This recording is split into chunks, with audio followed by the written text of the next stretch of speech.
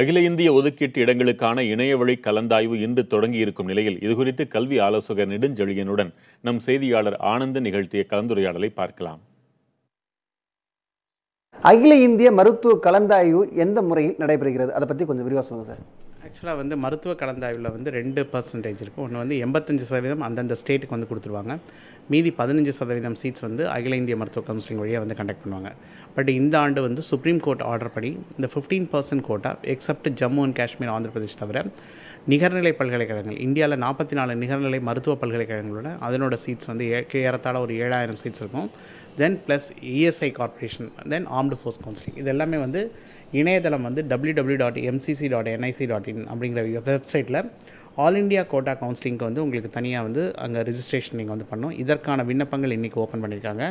அதற்கு கீழே deemed universities and central universities அதனோட அப்ளிகேஷன்ஸ் கொடுக்குறாங்க. டீம்டு யூனிவர்சிட்டிஸ் நம்ம எல்லாம் ஆல் இண்டியா கேரக்டருங்கிறதுனால எல்லா நிகர்நிலை பல்கலைக்கழகமும் நீங்கள் விண்ணப்பிக்க வேண்டும் என்றால் இந்த வெப்சைட் வழியாக தான் நீங்கள் விண்ணப்பிக்க வேண்டியிருக்கும். அப்புறம் ஆர்ம்டு ஃபோர்ஸ் மெடிக்கல் காலேஜ் அவங்களோடதும் இஎஸ்ஐ மெடிக்கல் காலேஜ் இதனோட கவுன்சிலிங் எல்லாமே இந்த அகில இந்தியா இது இந்த சிங்கிள் விண்டோ வழி தான் நடக்கும். மாணவர்கள் விண்ணப்பம் செய்யும் போது எதையெல்லாம் கவனத்தில் எடுத்துக்கொண்டு விண்ணப்பம் செய்ய வேண்டும்? இதில் மிக முக்கியமானது சாய்ஸ் ஃபில்லிங் அப்படிங்கிறது இட்ஸ் வெரி எசென்ஷியல் சர்வீஸ். இதில் தரவரிசை பட்டியல் பண்ணும்பொழுது மாணவர்களுக்கு ஒவ்வொரு மாநிலத்தில் உள்ள மருத்துவக் கல்லூரிகளை பற்றிய ஐடியா இருக்காது. இதில் ஃபஸ்ட் ரவுண்டில் நீங்கள் எவ்வளோ சாய்ஸஸ் கொடுக்குறீங்களோ அதில் உங்களுக்கு அலாட்மெண்ட் ஆகிடுச்சுன்னா நீங்கள் அந்த இடத்துல போய் நேரடியாக ரிப்போர்ட் பண்ணி அந்த கல்லூரியில் நீங்கள் சேர்வதற்கான சர்டிஃபிகேட் வெரிஃபிகேஷன்ஸ், டாக்குமெண்டேஷன் எல்லாம் எடுத்துகிட்டு போகணும்.